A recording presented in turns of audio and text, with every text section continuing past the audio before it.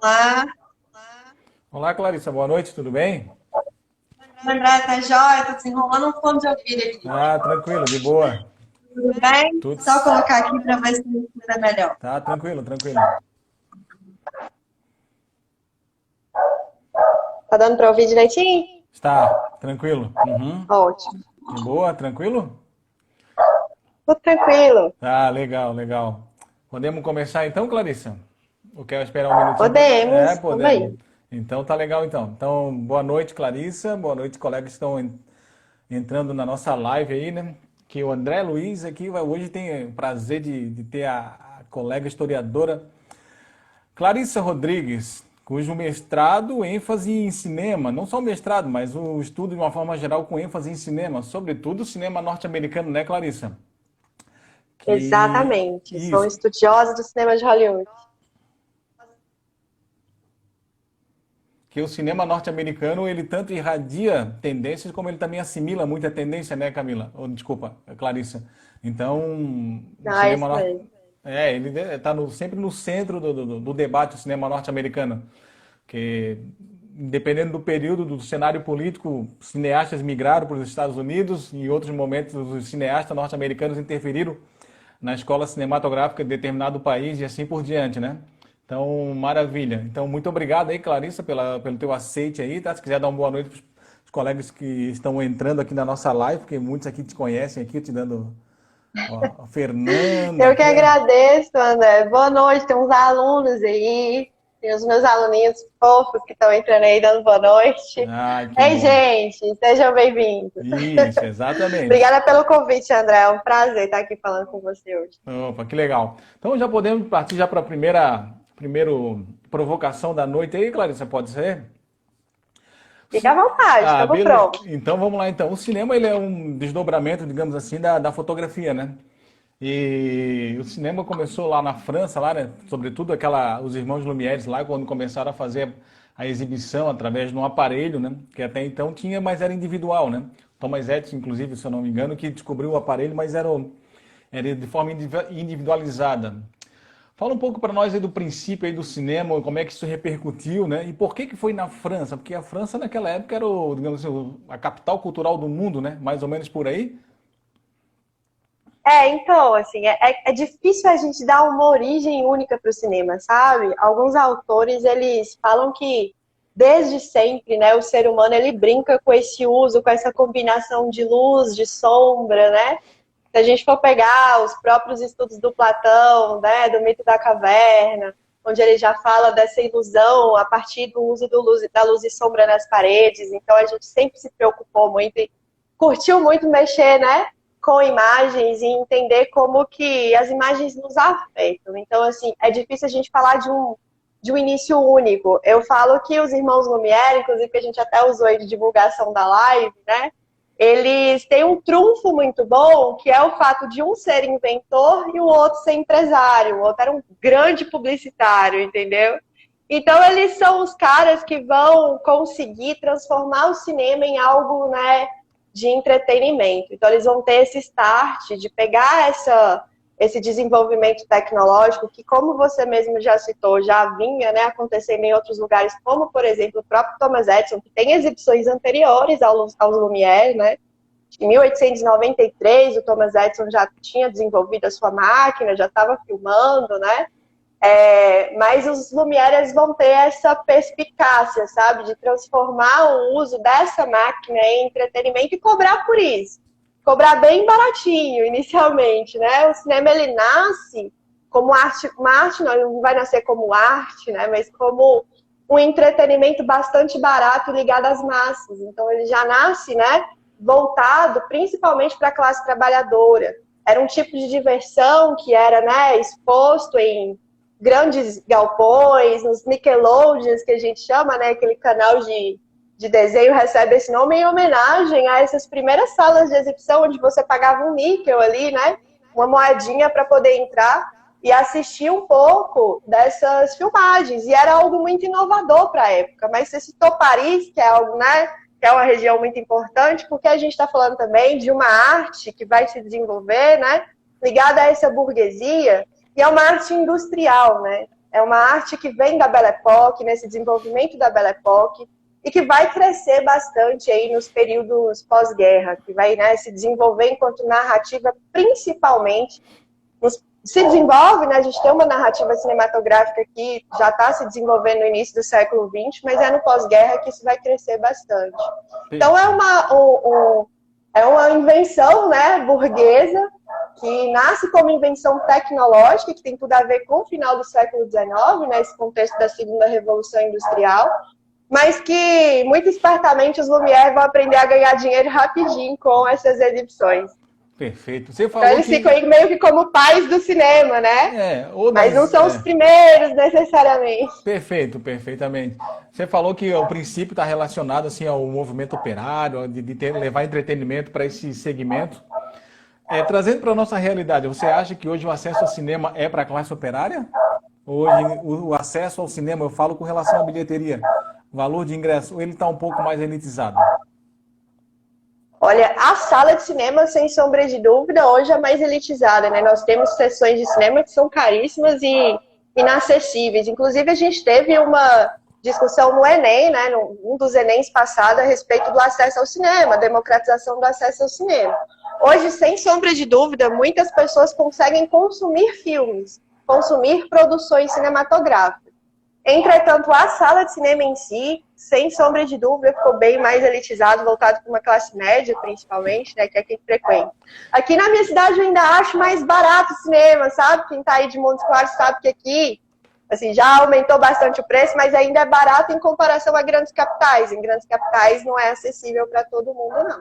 Porque hoje, para a classe operária ter acesso à sala de cinema tradicional, é tipo assim, ó, domingo, 10 para meia-noite, né? Aquele filme domingo, 10 para meia-noite, ou segunda-feira. Ainda tem isso, né? Na verdade, que não é nem só o valor do cinema, mas o tanto que a gente trabalha, né? Eu já me coloco aí como classe operária que às vezes não consegue frequentar a sala de cinema porque não tem tempo, então, sem sombra de dúvida. Mas tem uma coisa que é interessante no surgimento do cinema até nisso, porque é muito voltada a essa classe trabalhadora, porque eram sessões de apresentação geralmente noturnas, inclusive feitas, né, em grandes teatros de exposição. Então, assim, tem muito desses... Esse entretenimento que está surgindo com o cinema está muito relacionado aí a essa diversão dessa classe trabalhadora, sabe? Depois, né, principalmente nos Estados Unidos, vai vir uma censura muito grande, um moralismo muito grande sobre essas sessões de cinema noturnas, até porque, né, boa parte das exibições tinham um caráter meio pornográfico para a época, apesar, né, a gente pensar que a pornografia... né, nesse período é muito diferente do que a gente entende da pornografia hoje. Então, uma mulher de biquíni ou de maiô, no caso, né, um beijo que passava na tela, isso era visto com muitos maus olhos assim, na sociedade norte-americana. E aí, por conta de uma censura muito pesada que vai vir em cima desse cinema, ele vai ter que se transformar nos Estados Unidos, porque ele vai ser muito censurado. E aí os grandes produtores, eles vão buscar um novo público, sabe? E ser um pouco mais family friendly, né? Como os americanos gostam de dizer, um pouco mais de família. E isso, apesar, né, de ter vindo de uma censura, ajuda muito no desenvolvimento da narrativa cinematográfica também. Então, o cinema vai mudar bastante por conta desse processo de censura inicial aí dessas exibições noturnas que eram feitas. Perfeito, perfeito. Dando boa noite para quem está entrando aí, né? Uma tal de Adelaide, deve ser conhecida sua. Um colega Ederval Trajano entrou ali, o professor historiador, com quem eu fiz uma live há 2 semanas sobre a Revolução Pernambucana. Então, boa noite a todos aí. A Clarissa, sinta-se à vontade. Tá legal? Tudo bem, então. Você falou aí de... Boa noite, gente. Isso, falou da classe operária, legal. Então, assim, a gente já entra no século XX, a gente já tem a Revolução Russa, né? Que o cinema russo, soviético, né, passa a ter grande importância, porque... Para o governo soviético, o cinema tinha essa questão de quase como educação política, né? Aí a gente tem as obras lá do Sergei Eisenstein, Outubro, o Encoraçado Potemkin e assim por diante. Então, ali... Deixar a Clarissa voltar aqui, porque deu uma travada ali. Já voltou. Para mim tá travando você. Eu tô travando para você? Aparece... Pra mim travou você aqui, acho que não... Então, mas tá indo. Tô te ouvindo, tá? Tá ouvindo? Então tá, beleza. Não, adentrou o século XX ali, né? Aí tem a questão da Revolução Russa, e o cinema na União Soviética passa a ter um papel preponderante. Tanto é que o Stalin cria até o Ministério do Cinema, né? Aí tem aquelas obras ali que tinham a função até política, né, ideológica, assim, educação política para a população soviética, é o chamado construtivismo russo ali, né? Como é que você percebe ali aquela geração ali do cinema soviético ali, Clarissa? Interferiu alguma forma no cinema, nas escolas cinematográficas pelo mundo afora? Sem sombra de dúvida. O Eisenstein, né, ele vai ter uma importância gigantesca na montagem cinematográfica, que faz parte aí desse processo de desenvolvimento, né, de uma linguagem do cinema. O cinema, para algumas pessoas, né, vai ser considerado arte a partir do momento que consegue desenvolver essa linguagem cinematográfica, né?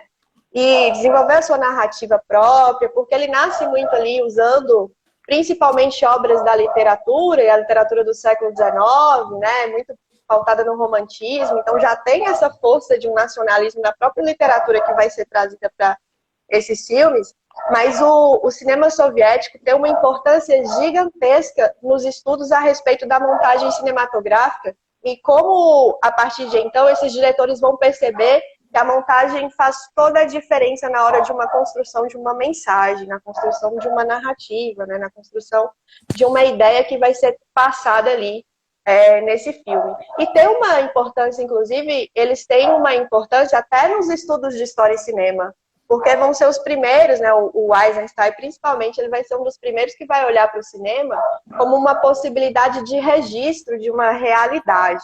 Óbvio que hoje a gente não vê isso muito assim, né? O cinema não necessariamente capta a realidade, mas eles já dão um pouco mais de valorização para essa arte, né? Para esse uso do cinema e começam a preservar os filmes nesse sentido, né? Então começam a criar aí a preservação dos filmes, né? Começam a preservar essas fitas de cinema porque eles acreditam que elas podem servir, né, como uma apreensão da realidade. Muito ainda voltada para o documentário, que era visto, né, como uma forma de mostrar a realidade de alguma coisa, mas aos poucos isso para a história e cinema, para a área de história e cinema, né, o cinema ficcional também ganha uma importância bem grande depois dos anos 70. Mas sem sombra de dúvida o cinema soviético tem um papel fundamental aí nos estudos a respeito da linguagem cinematográfica por conta dessa valorização e do estudo minucioso que o Eisenstein fez sobre a montagem. Hoje não dá para estudar cinema sem estudar montagem.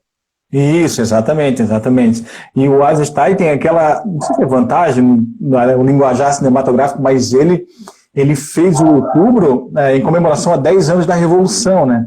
Então, assim, ele gravou o evento, digamos assim, fazendo parte do evento, né? Porque a gente às vezes vê a gravação de um filme 30 anos depois do acontecido. Ele gravou os 10 anos referentes ali naquele cenário. Tanto é que várias pessoas que participaram da gravação em 27 participaram da Revolução de 17, né? Ele até utilizou lá o Kremlin, o Palácio de Inverno, para fazer como locais de gravação, né? Então, assim, o Eisenstein tem essa vantagem, digamos assim, não é vantagem, enfim, mas de ter presenciado e ter feito gravações em locais que serviram para a Revolução, né? Isso também interfere muito, assim, ao produzir uma obra? É para você ver o tanto que há essa valorização e uma espécie de, né, nesse período, de entendimento de que o cinema, que seria possível captar essa realidade a partir do cinema. Hoje a gente tem uma visão mais crítica sobre, né, o cinema ele consegue mostrar determinado evento como ele aconteceu. Por mais que esse cinema seja bastante fiel nos seus cenários, né, na sua ambientação, na sua cinematografia, sem sombra de dúvida, ele é um recorte de uma realidade, na verdade, que diz respeito à posição de quem está produzindo esse cinema. Então, é a posição do próprio diretor que está ali. Acho que uma grande vantagem também desse cinema soviético é trazer essa narrativa um pouco mais moderna e valorizar também esses caras que estão fazendo cinema. É algo que o cinema norte-americano vai demorar bastante a retomar, né? Que é ter um cinema de autor, onde essa posição seja importante, porque não é um problema esse autor ter uma posição. Ninguém é isento. Claro que não. Nem nós, historiadores, né? Exato. Não podemos falar em isenção. Nós temos, né, os nossos problemas que a gente estuda na história, eles são de acordo com as questões que nos incomodam. Então, o cinema também passa por isso, né? E eu acho que ter essa valorização do cineasta e dessa né, dessa transformação aí no cinema como algo importante, inclusive, para compreender a realidade, eu acho que o cinema soviético legou para a gente. Agora, tem uma coisa interessante quando você fala sobre o quanto o cinema soviético foi importante nessa pedagogização, né, do cidadão, e o cinema nazista também vai fazer muito isso no século XX, mas eu sempre ressalto, e principalmente em aula, né, quando a gente está comentando sobre cinema, que é engraçado, a gente percebe isso muito facilmente no cinema soviético e no cinema nazista, porque é um cinema ligado a uma produção do Estado, né, uma produção estatal, a um controle estatal na produção cinematográfica, principalmente quando a gente pensa no cinema nazista, há um órgão de Estado que é responsável por produzir cinema, por produzir propaganda. Mas o cinema hollywoodiano não fica longe disso, não, sem sombra de dúvida. O cinema americano, ele serviu também como arma ideológica, como arma pedagógica, né? Como, não sei se arma pedagógica é uma boa expressão, mas como, né, uma ferramenta acho que é melhor, uma ferramenta pedagógica ao longo de todo o seu desenvolvimento. Em 1915, nós temos o lançamento do Griffith, que acho que é um dos filmes mais importantes dos Estados Unidos, num péssimo sentido, que é O Nascimento de uma Nação. Sim. O Nascimento, sempre confundo. E aí nós temos um filme que educou muita gente nos Estados Unidos, que foi exibido na Casa Branca, que foi visto, né, como o maior filme norte-americano até então. E ele tem uma importância muito grande porque ele traz novas questões para essa narrativa cinematográfica, para a estética, para o desenvolvimento da linguagem do cinema. Mas é o filme mais racista já produzido nos Estados Unidos, né? É um filme que é hoje acusado de ter reacendido a Ku Klux Klan nos Estados Unidos, que tinha ficado apagada, escondida durante muito tempo, né? E que ressurge no início do século XX por conta do nascimento de uma nação. Inclusive a prática de queimar a cruz, né, que é uma prática da Ku Klux Klan, a Ku Klux Klan não fazia, aprendeu com o nascimento de uma nação, né, com o Griffith. Então é um cinema que também, né, é usado como ferramenta ideológica. A questão é que esse cinema nos Estados Unidos está ligado à iniciativa privada, mas a iniciativa privada também tem sua intenção. Hollywood é cheia de intenção. Hollywood é um sistema de indústria que atua de acordo com os valores morais da sociedade norte-americana, né? Perfeito. E durante muito tempo da sociedade conservadora norte-americana. Perfeito. A Fernanda Barreto disse ali, Clarissa, perfeita como sempre, né? O Emerson também entrou aqui, maravilha, ok? Fernanda! Isso, exato. E essa cachorrinha Você vai sua ser aí... inundado de alunos aqui, viu? Nossa. E vocês estão ouvindo? Deixa eu só pedir. Eu achei que você não estava ouvindo por causa do fone. Vou dar um jeitinho nele aqui. Pera aí, rapidinho. Tá legal. Eu tô sozinho em casa, eu vou ter que arrumar. Pera aí. Traga ela para cá também. Então a Clarissa vai trazer a sua cachorra aí para participar da live também. Ela deve estar com saudade da... Pronto.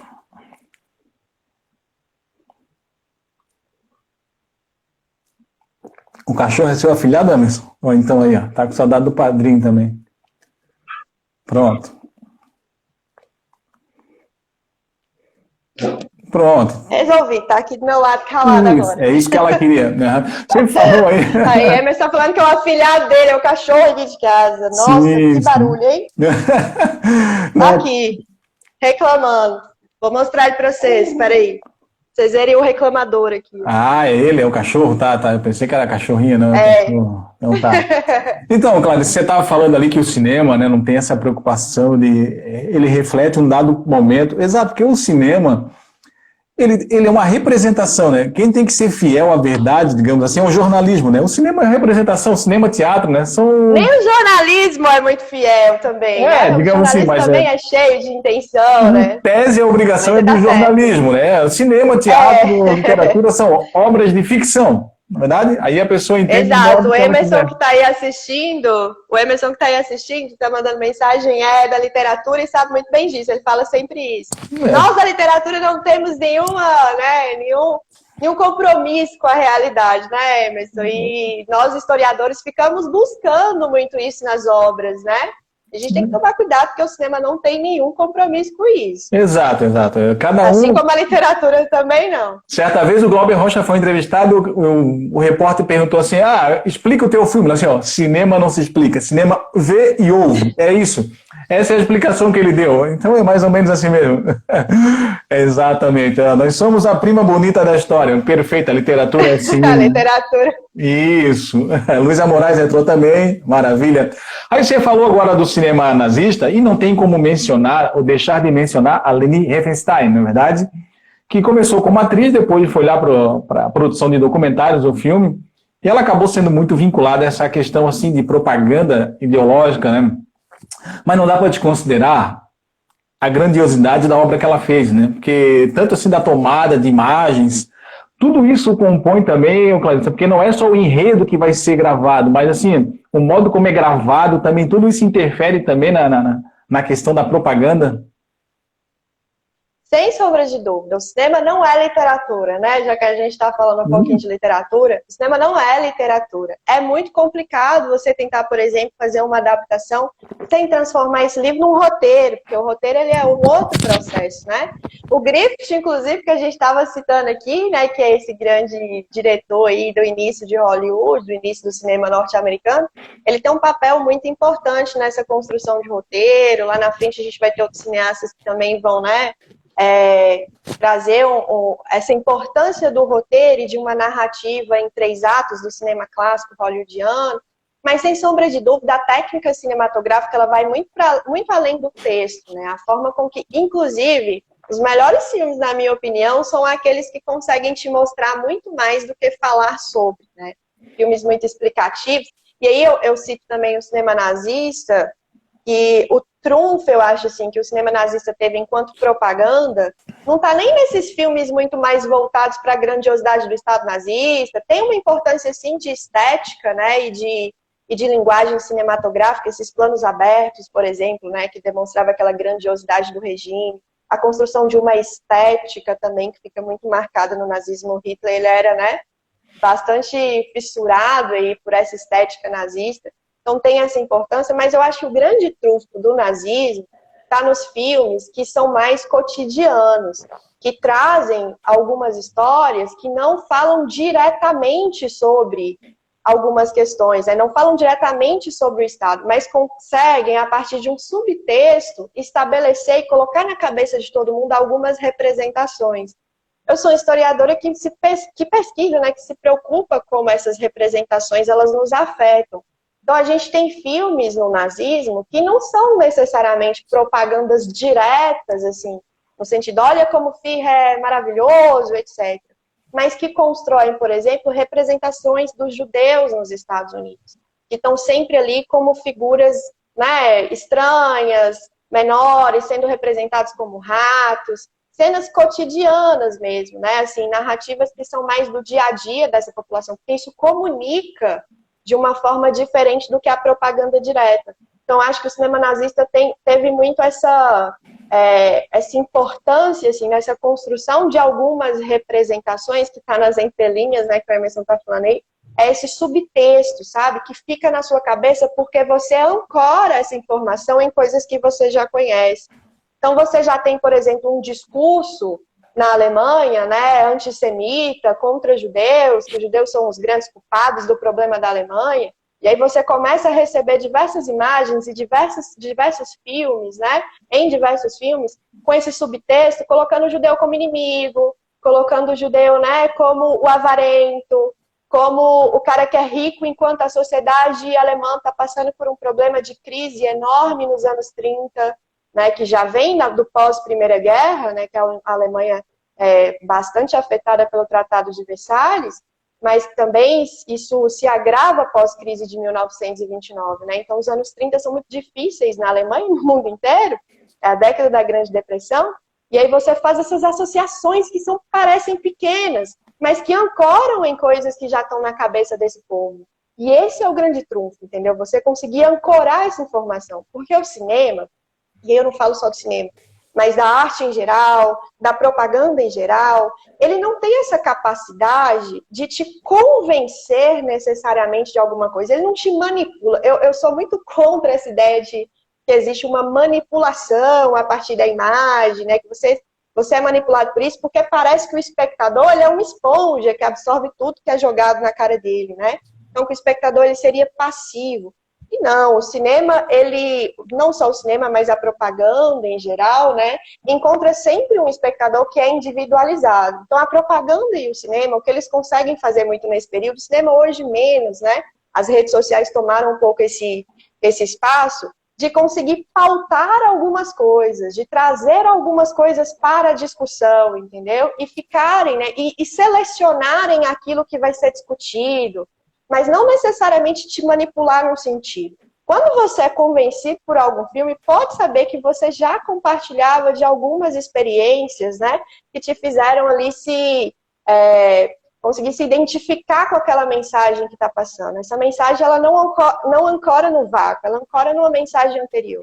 Então, as representações elas estão muito nesse sentido, sabe? Assim, você tem discursos que circulam na sociedade, que circulam nas mídias, e que o cinema usa. Aí sim, ele seleciona determinados discursos para ou reforçar certas ideias, ou para acabar, né? Ou para substituir determinadas representações. E Hollywood aprendeu a fazer isso muito bem. Os nazistas fizeram isso muito bem com o cinema, né, nazista. Os desenhos que estão sendo citados aí pela galera também, né, fazem isso muito bem. Os desenhos norte-americanos, principalmente, fazem isso muito bem. Então, é sempre nesse processo, assim, de uma mensagem que é ancorada numa representação anterior que já circula socialmente. Não é o cinema, necessariamente, que está criando isso. Ele só está colocando isso em evidência e trazendo a pauta para o debate, entendeu? E está reforçando essas representações que já estão na sociedade. E ele também utiliza tanto no momento do evento, quando ele pode usar lá na frente para falar, para não deixar apagar alguma coisa que já aconteceu, né? Porque você falava aí da Alemanha, cinema nazista, por exemplo, se eu não estou enganado, aquele filme O Ovo da Serpente, eu acho que é dos anos 50, ele também lança luzes lá do começo da década de 30, né? Dando a ideia de como é que surgiu o nazismo, né? Então o cinema também tem isso, né? Ele tanto pode refletir, ele tanto pode jogar incendiar, digamos assim, ou lançar olhares, mesmo que seja uma mensagem subliminar no evento, quando está ocorrendo, ou lá na frente, para fazer um resgate, né? O próprio cinema, o Ovo da Serpente, né, que eu acho que é lá dos anos 50. Depois tem o Dr. Zhivago, que é de 65, que ele faz uma crítica ao regime soviético também, né? Lá na frente. E tanto é que o Dr. Zhivago, ele é uma adaptação, né, do romance lá do Boris Pasternak, né? Que é o roteirista e o cineasta são britânicos, né? Então provavelmente é muita interferência norte-americana também, né? Provavelmente, né? Então, esses filmes, eles retomam períodos que são anteriores, mas isso tem tudo a ver com o próprio período que eles estão sendo lançados, né? Nos anos 50 do pós-guerra, um período de Guerra Fria, e nós vamos ter esses temas sendo debatidos o tempo inteiro. Então, você vai ter várias produções que vão tocar, por exemplo, na questão soviética de formas distintas, né? A depender da posição ideológica que essa pessoa ocupa nesse momento. Então, alguns vão resgatar isso de uma forma mais pessimista, até por conta dos rumos da União Soviética nos anos 50, né? E a crítica que vai ser feita ao regime durante determinado período. E outros com uma visão mais romântica do período, né? Mas acho que tudo tem a ver com o contexto de produção desses filmes, né? Então, esse resgate, ele não é à toa também, não. Hoje a gente faz resgate de algumas passagens históricas, de alguns eventos históricos, e tem tudo a ver com o que a gente está vivendo. Acho que a gente até chegou a comentar um pouco sobre isso na nossa conversa, né? Como hoje eu vejo, por exemplo, um retorno aos anos 60 no cinema. Então você vê várias temáticas que estão, né, sendo retomadas e que tem a ver com o que a gente passa atualmente, em 2021. No cinema norte-americano, principalmente, a gente vê bastante a temática negra no cinema, primeiro porque agora nós temos cineastas negros que estão produzindo, né?